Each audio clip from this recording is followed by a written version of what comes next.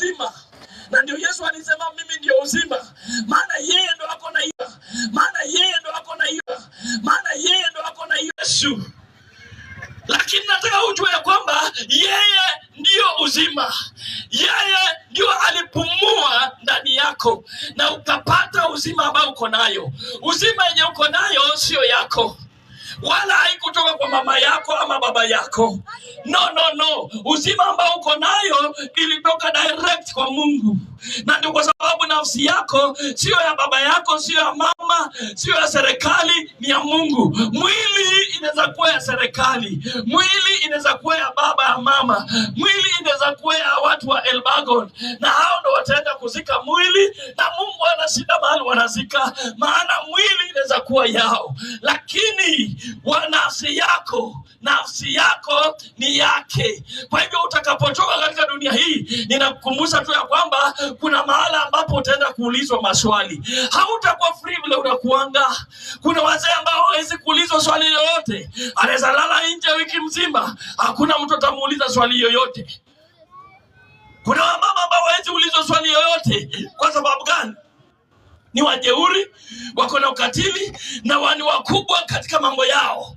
Na ni vizuri, lakini utakapotoka katika mwili huu, hakuna mahali ambapo inaitwa no man's island. Upande ule mwingine kuna kuanga tuna giza na kuna kuanga na nuru.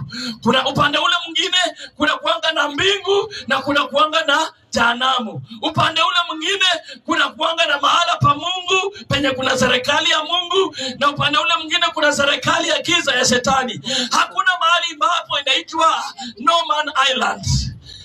Tulipokuwa tunasoma katika dini, tuliambiwa ati kuna mahala ambapo watawekwa mahala pema peponi. Uongo huo kabisa. Maana hakuna mahali wanawekwa mahala pema. Hapana, either waende mbinguni ama waende jehanamu. Kitabu cha Waebrania mlango wa 9:27 inasema hivi ya kwamba basi mwanadamu ataishi mara moja, baada ya mara moja atakufa, na baada ya kukufa hukumu itafanyika. Kwa hivyo inamaanishaje hapo? Baada ya kufa ni hukumu. Hakuna mahala pema peponi. Hukumu inaanzia hapo. Kuna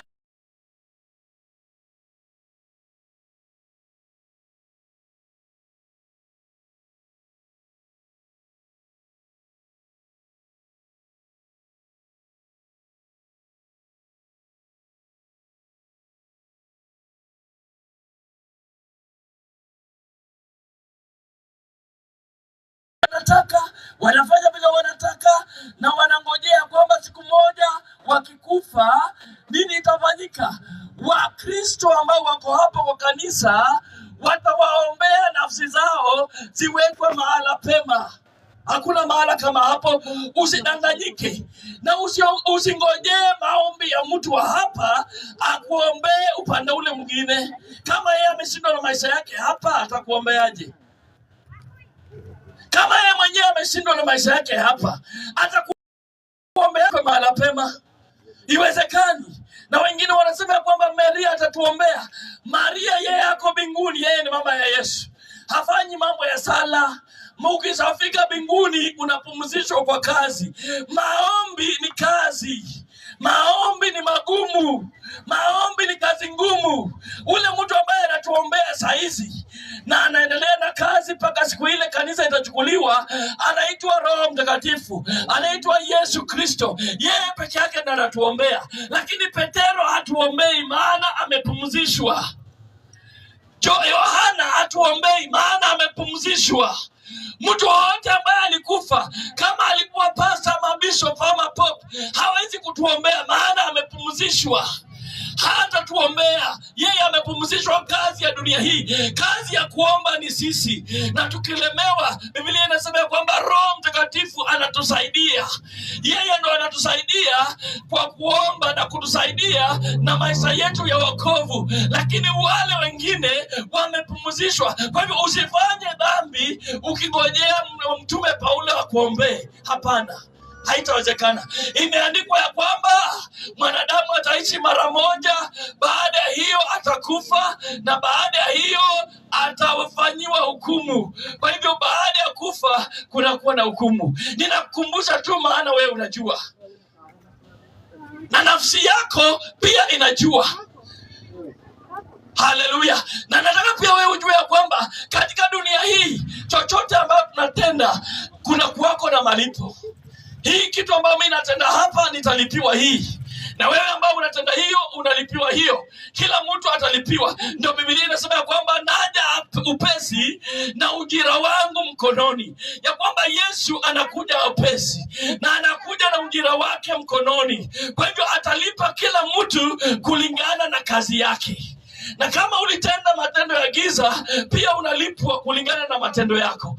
Kama ulitenda matendo ya nuru, pia unalipwa kulingana na matendo yako. Na ndio nimekuja nikukumbusha wapendwa, ya kwamba kuna njia ambayo inaonekana sawa kwa wanadamu. Sijui kama wewe uko kwa hiyo njia. Pengine unatembea na unaenda nyumbani, na wewe uko katika hiyo njia ambayo inaonekana sawa kwa wanadamu.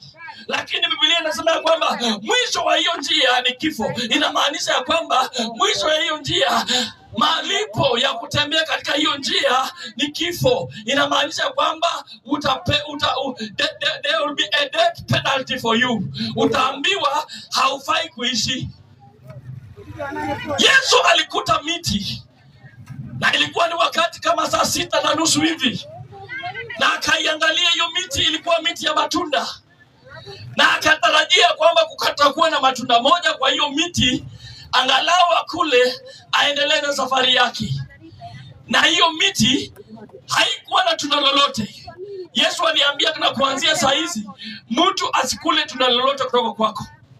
Na akaambia hiyo miti ya kwamba haina maana ya kuishi, na hiyo miti kakauka. Kama ni miti ilifanyiwa hivyo, je, mwanadamu wewe ambao huna tunda lolote kwa mikono yako? Kama ni miti iliambiwa, miti ikaambiwa wewe sasa, na miti haijui kujipanga, na miti haijui kufikiria, na miti haijui kutafuta, na miti haijui kujitetea. Miti ni itoe matunda ama isitoe matunda. Miti inaenda na seasons. Miti haiwezi kuhama iseme hii mchanga ni mbaya, wacha niende kwenye mchanga ya Kapsita, wacha niende kwa mchanga ya Molo. Miti haiwezi kujitetea, haiwezi hama. Yesu akaiambia hauna matunda, kwa hivyo wewe hauna maana ya kuishi.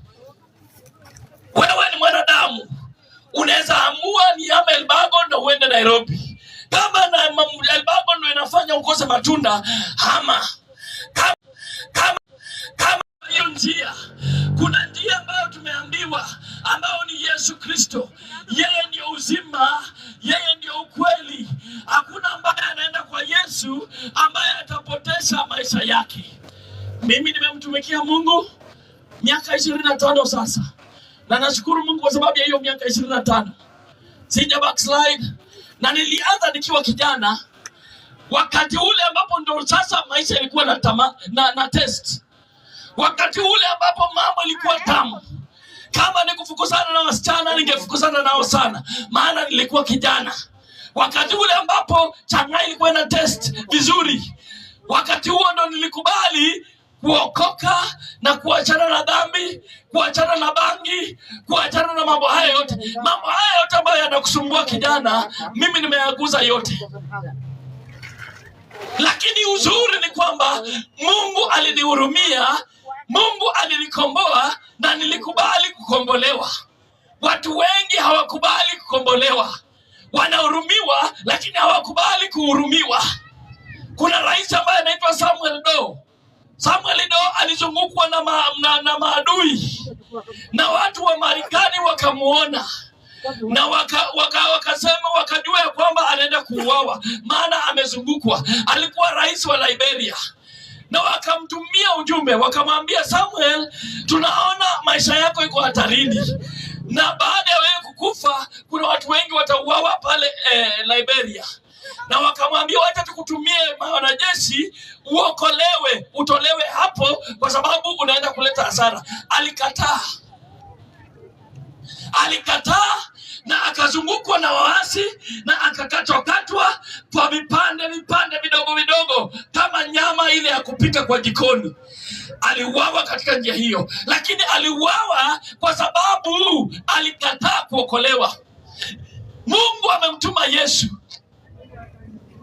na ametuma jeshi kubwa kwa sababu yako, na ameweza kujiandaa kwa sababu yako, na anakutumia ujumbe mapema, anakutumia SMS mapema, anakuambia ninaona mahali unaelekea ni mahala pabaya, hiyo njia yenye unapitia inaonekana ni mzuri, mwisho yake ni mbaya. Nimekutumia mwana wangu, nimekutumia jeshi la mbinguni, nimekuzunguka, lakini ujue pia umezungukwa na adui, na kwa hivyo kubali uokolewe, lakini wewe unakataa. Samuel ndo alikataa, akakatwa vipande kama nyama ya jikoni. Wewe sijui kwa nini unakataa, maana ninaona hivi ya kwamba vile Samuel ndo alifanyiwa ndio wewe utafanyiwa. Siku hizi kuna mambo mengi sana ambayo yamekuja, ambayo yanatufunga maisha yetu. Kupitia kwa simu, teknolojia, tumefungwa nafsi zetu. Tunafungwa na wanaitwa viongozi wa dini, wamefunga nafsi zetu. Dini za uongo, dini za utapeli zimefunga nafsi yetu. Nafsi zetu zimefungwa na tumezungukwa na adui, lakini Mungu bado anatuma ujumbe, anasema nataka nikuokoe, nataka nikuje ndani ya maisha yako. Na wewe unasema sisi kwa kanisa yetu hatuokokangi. Haujui umefungwa, haujui hiyo njia inaonekana sawa, lakini Biblia inasema mwisho wa hiyo njia ni mauti. Ninataka wewe ujue kitu moja, ya kwamba Mungu anakuvumilia na anakuhurumia, lakini siku moja hiyo huruma itaifika mwisho. Maana lazima mwanadamu siku moja aondoke dunia hii. Biblia inasema ya kwamba kila mtu ametenda dhambi na amepungukiwa na utukufu wa Mungu. Kwa hiyo ukiniona hapa, siku moja nilikuwa mtenda dhambi.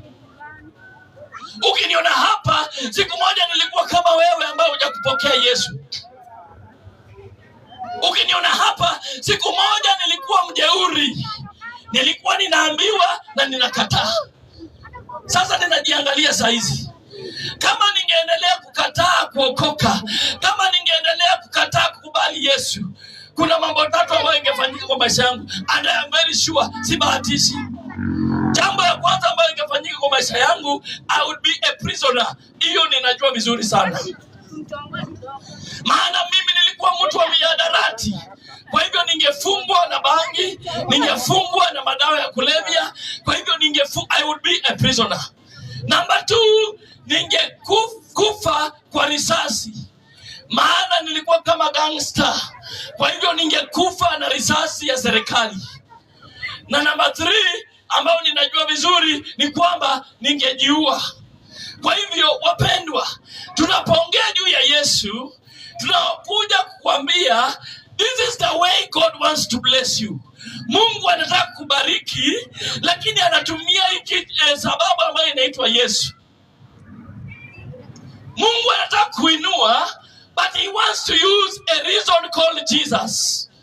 Ya kwamba ukipokea Yesu, ukubali kutembea pamoja na yeye, Mungu atakuinua, Mungu atakuokoa, Mungu atakubariki. Sijui ni baraka gani unataka, but I am very sure every good gifts, kila kipaji kizuri kinatoka mbinguni kwa Baba.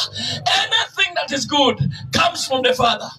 Hata ile ambayo tunafikiria shetani anatupatia, huwa anaiba kutoka mbinguni, anaibia watu wa Mungu na anakupatia wewe. Pengine haujaokoka na kuna vitu mzuri uko nazo, na pengine shetani ndo alikupatia. Ilitoka kwa Mungu, shetani aliiba tu na akaweza kukupatia, lakini kila kitu kizuri inatoka kwa Mungu. I don't know what you want, but what I know ni kwamba uzuri wote uko ndani ya Kristo Yesu. Uzuri wote uko ndani ya Mungu Baba. Uzuri wote, zawadi nzuri, kipawa kizuri ambao kimekamilika kinatoka kwa Mungu. Tena Biblia inasema kwamba the blessings of God, they make rich and they add no sorrow. Ya kwamba baraka za Mungu zinakufanya utajirike wala haziongezi majuto. Wanadamu wanataka maisha mazuri. Everybody wants good life. Lakini good life yenye unataka iko ndani ya Kristo Yesu. Na gharama ni kwamba umpokee Yesu, utembee naye kwa unyenyekevu, ukubali kusikia Roho Mtakatifu, ukubali kutembea katika njia ya msalaba, njia ambayo haina urembo wowote, njia ambayo sio rahisi. Tena barabara hiyo imefinyika sana. Biblia inasema kwamba barabara ni nyembamba na wengi wanaikosa. Wengi wanaikosa. Sijui kama umeenda Nairobi na umeenda na gari ukiwa dereva. Siku hizi kuna zile bypass. Usipokuwa careful unashtukia ulisapita. Ulikuwa unaingia Nairobi, umetokea Githurai. Biblia inasema kwamba njia iendayo uzimani ni nyembamba na wengi wanaikosa. Lakini njia ambayo inaenda katika upotovu ni mnono sana, ni pana sana, hata kuikosa ni ngumu. That means kuteremka jehanamu hata hakuna traffic rules, ni uteremke vile unaweza. Lakini ikifika kuingia mbinguni kuna kuweko na traffic rules, kuna kuweko na traffic check, kuna checkpoint, kuna wale ambao wanauliza na unaenda na nini na umebeba nini. Kuna msichana mmoja, mwanamke mmoja, bibi ya Yakobo, alikuwa anaitwa Rachel.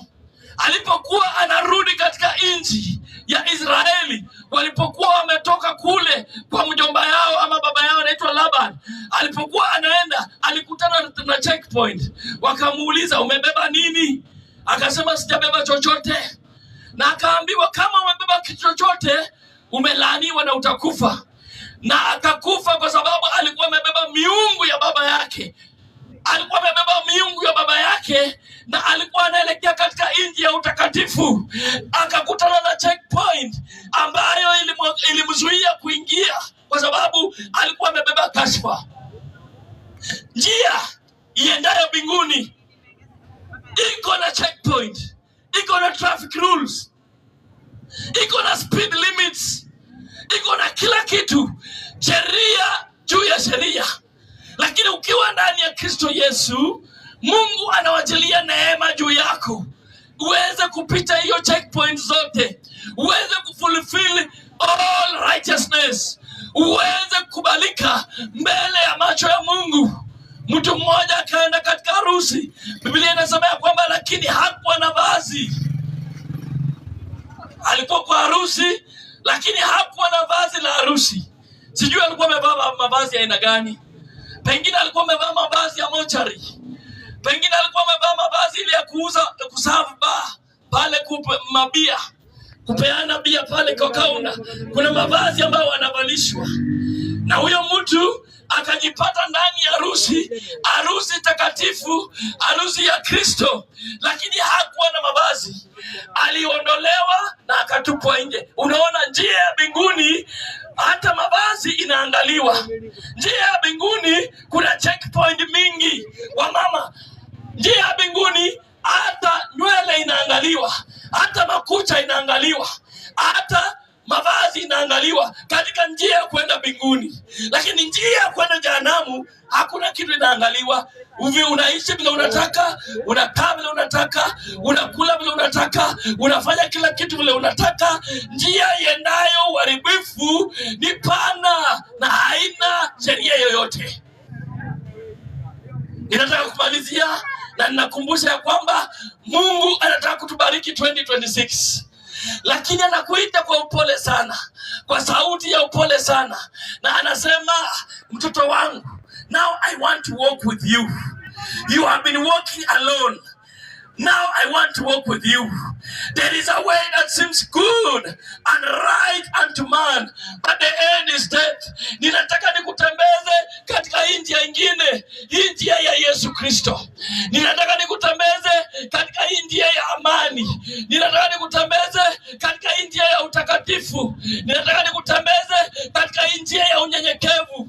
Ninataka nikutembeze katika njia sheria hii ya uaminifu, Mungu anakuita, anakuongelesha kwa upole, kwa upole na upendo. Anakuambia turn your life, badilisha maisha yako.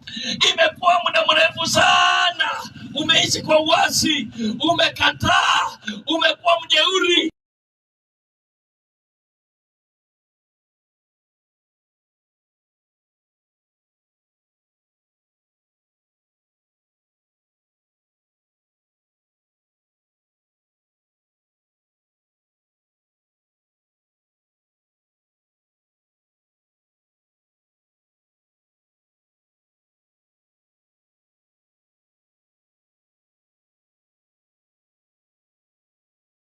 Mungu anatupenda sana, anatupenda.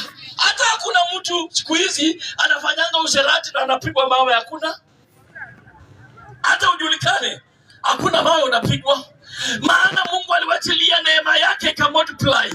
Akasema waachilie neema kabisa. Watu wafanye vile wanataka, na ule ambaye atageuka wacha tumpokee. Mungu aliwachilia hivyo kila kitu. Lakini Mungu amekupatia nafasi uweze kubadilika. Repent that your sins may be blotted out. Geuka ili ubaki. Ukigeuka, Mungu anakoko. Hata ugonjwa huwa inapona. Nimeona Mungu akiponya ugonjwa. Hata zile mbaya kabisa Mungu anaponya. Kwa sababu gani? Uliona kabisa makosa yako na ukalia na ukabadilika. Asipokuponya, amepeana teknoloji ya umeze dawa uishi kulingana na sheria ya dawa. Maana kuna sheria tofauti kwa hii dunia. Sheria moja inaitwa the law of nature. Ukiwa mjeuri kwa the law of nature, unakutana na sheria nyingine inaitwa the law of Moses. Ukiwa mjeuri kwa the law of Moses, unakutana na sheria nyingine inaitwa the law of doctors. Ukikataa hiyo, unakutana na sheria nyingine inaitwa the law of cause and effect. Hizo ni sheria, na hakuna mtu, hata kama unasikia kuna njia ambayo ni pana, hakuna mtu ambaye ataishi bila sheria. Kuna sheria kila mahala. Hata hapa mahali umeketi kuna sheria, na hapa tunahubiria kuna sheria ya hapa. Kwa hivyo sheria hata ukivunja sheria na uende na uvunje mara 100, lakini ukumbuke ya kwamba kuna siku ambayo mwanadamu anashikwa na analipia kuvunja kwake sheria ambayo amevunja yote. So kuna sheria. Kwa hivyo unaona, hata kila huwa tunakuwa wajeuri sana. Saa ingine kuna vitu kidogo ambayo haionekani kama dhambi. Kwa mfano, sukari. Unaweka sukari. Kwanza mimi nilikuwa mbaya sana na sukari. Nilikuwa nachukua chai na ninaweka sukari vijiko 3 ama 4. Na mama anapiga kelele, "Msikunywe sukari mingi hapa." Mimi nafikiria huyu mama ni mchoyo sana, mpaka nasikia kama nitamlaani. Na mimi napenda sukari sana. Ninapewa chai naweka vijiko 4 ama 5. Ninaweka sukari vijiko 4 mpaka sukari inabakia chini ya kikombe. Ninachukua mkate, ninateremsha chini, ninachukua hiyo sukari na fionza yote. Sikujua ya kwamba hiyo sukari inafika mahali inakuwa ugonjwa. Sikujua. Haleluya. Hiyo ni sheria ya kwanza, inaitwa the law of nature. The law of nature. Umeivunja. Yani mwili yako haipendi hiyo sukari ya duka. Hiyo ni kama dawa. Hiyo ni kama kemikali. Kwa hivyo mwili inasikia, ulimi inasikia utamu, lakini huko ndani kuna sumu mahali ambapo inapokea hiyo sumu. Na kuna kitu ambayo inaitwa pancreas, inaendelea kukuisha. Baada ya muda kidogo unaambiwa uko na diabetes. Unaambiwa uko na kisukari. Kwa sababu gani? Ulikuwa unavunja sheria, the law of nature. Ulikuwa umevunja kuanzia ukiwa mtoto. Hata wakati watu wanaambiwa kwamba weka sukari kidogo, wewe unaweka mingi. Unapenda mkate, unapenda sweet, unapenda keki, unapenda chips. Unavunja sheria every day. Lakini siku moja inakupata. Kama hiyo sheria itakupata, kuna sheria ya Musa. Sheria ya Musa ndio ilikuwa inasaidia wana wa Israeli. lakini pia iliua wengi sana, kwa sababu walikuwa wanavunja sheria ya Musa. Kila wakati walikuwa wanavunja sheria ya Musa. Manabii wa Baali waliambiwa msiabudu mungu mwingine, walikuwa Waisraeli, lakini wakaamua waabudu mungu mwingine, wakaamua watatumikia mungu mwingine. Elijah akakuja akasema, kama Mungu Yehova ni Mungu, tutamtumikia yeye, kama sio yeye basi wacha ijulikane leo. Akaita moto ikakuja ikachoma sadaka. Baada hiyo akaambia wale watu wengine walikuwa wanajeshi pale, akasema sheria ya Musa, wachilieni upanga juu ya hawa watu. Wakachinjwa. Inaitwa sheria ya nani? Sheria ya Musa. Na hiyo sheria ya Musa ndio inagawa dunia mzima, ndio inagawa hata serikali. Siku ya leo ukifanya makosa unakutana na sheria ya Musa, kuna askari atakupata. Ukiiba kuna askari atakupata. Kwa sababu gani? Kwa sababu ya sheria ya Musa. Ukishinda sheria ya Musa, kuna sheria nyingine inaitwa sheria ya madaktari, na ndio unapata unaandikiwa ati kuanzia leo wewe utakuwa unakunywa uji nyeusi asubuhi, ikifika saa 7 unakula ndoma na carrot, na ikifika jioni kazi yako ni kukula masikio ya ng'ombe. Umeandikiwa na daktari. Usipofanya hivyo ujifanya mjeuri, ati wewe unakula spinach, unakutana chips unakula, unakufa, kwa sababu kuna sheria ya daktari. Na wapendwa, wacha nikwambie, baada ya haya maisha kuna sheria nyingine. Kama ulitenda dhambi utapelekwa mahali fulani, kama hukutenda utapelekwa mahali fulani. Na Elbagon, Mungu awabariki. Na Elbagon tunawatakia mazuri. Soko hii tunaitakia kubarikiwa. Elbagon yote tunatakia kubarikiwa. In the mighty name of Jesus, I wish you a new happy 2026. Mungu awabariki. Karibuni sana katika ushirika wetu wa Pillar of Truth. Iko hapa tu, kanisa hii iko hapo tu karibu na wewe.